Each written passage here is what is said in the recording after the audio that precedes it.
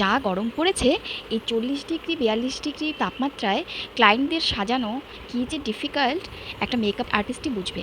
তার উপর ক্লায়েন্টদের তো ডিমান্ড থাকবেই যে তারা একটা লং লাস্টিং মেকআপ চায়। তো আজকে আমার এই মেকআপ একটা ওয়াটারপ্রুফ মেকআপ। তো শুরুতেই আমি ফেসটা ক্লিন করে নিয়েছি এবং তারপর পিএসির অ্যাকোয়া ব্লাস্টের একটা জেল ময়শ্চারাইজার ইউজ করে নিয়েছি। তারপর দেখো আমি এখানে অ্যাপ্লাইজার ম্যাজিক ড্রপ ইউজ করছি, যেটা মোস্ট ইম্পর্ট্যান্ট পার্ট এই মেকআপে। ওয়াটারপ্রুফ মেকআপে এই ম্যাজিক ড্রপটা খুবই ইম্পর্ট্যান্ট একটা পার্ট। এই ম্যাজিক ড্রপটা ম্যাজিকের মতো কাজ করে। ফেসের যে পিগমেন্টেড এরিয়াগুলো সেগুলো আমি এলে গার্লের অরেঞ্জ কারেক্টার দিয়ে কারেকশন করে নিয়েছি। আর তারপরে একটা ডার্কার শেড দিয়ে, ডার্কার কনসিলার দিয়ে আমি সেই অরেঞ্জ কারেক্টার যেখানে যেখানে লাগিয়েছিলাম তার উপরেই সেটা লাগিয়ে ব্লেন্ড করে নিয়েছি।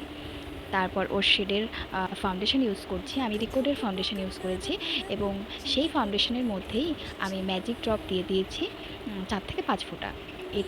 এতে করে ফাউন্ডেশনটা আমার লং লাস্টিং হবে এবং অবশ্যই সেটা ওয়াটারপ্রুফ হবে। ভালো করে এখন ব্লেন্ড করে নিচ্ছি ফাউন্ডেশনটা। তারপর যে হাইলাইটেড এরিয়াগুলো আছে সেটা আমি ইএলএফের একটা লাইট শেডের কনসিলার দিয়ে হাইলাইট করে নেব। এই সামারের সময় আমাদের অবশ্যই এটা মাথায় রাখতে হবে যে আমাদের প্রোডাক্টগুলো যেন ম্যাটিফাইং হয় এবং সেটা যেন অবশ্যই অয়েল ফ্রি হয়, তাহলে আমাদের মেকআপটা লং লাস্টিং হবে। মাঝে আমার অনেকগুলো ক্লিপ নেওয়া হয়ে ওঠেনি, কন্ট্রোল করে দিয়েছিলাম। তারপরে আমি একটা লিকুইড ব্লাশ ইউজ করেছিলাম। তারপরে পাউডার দিয়ে সেট করে আমি পিএসসির ট্রান্সলুসেন্ট পাউডার ইউজ করেছিলাম।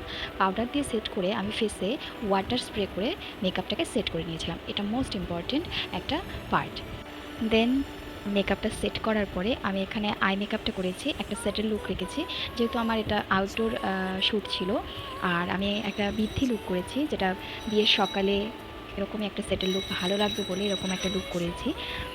এখানে দেখো আমি ব্রাইডের লিপটা ড্র করে নিচ্ছি। তার আগেই আমি মেকআপটা সেট করে নিয়েছিলাম পিএসসির একটা সেটিং স্প্রে দিয়ে। তারপর আমি সব গয়নাগুলো পরিয়ে দিলাম। এবার আমি চুলটা সেট করব, সেই ভিডিওটা আমি আপলোড এখানে করছি না কারণ অনেকটাই লেন্দি হয়ে যাবে। তো তোমরা বলো এই লুকটা ওকে কেমন লাগছে। আর যদি কোনো কোয়ারিজ থাকে আমাকে অবশ্যই কমেন্ট বক্সে কমেন্ট করতে পারো। Thanks for watching. আলোক শালোক স্বপ্নে মুশকুল অগোছালো মন ভেঙেছে শ্রাবণ মেঘ থই থই ঝরে না।